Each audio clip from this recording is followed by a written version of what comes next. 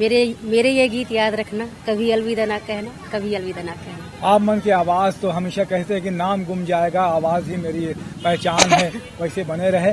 आप मन की शुभकामना और आप मन समय दे हो एक से भी धन्यवाद। आप मतलब बहुत बहुत धन्यवाद तपेश साथ में दिनेश साहू जी है, ओला भी धन्यवाद।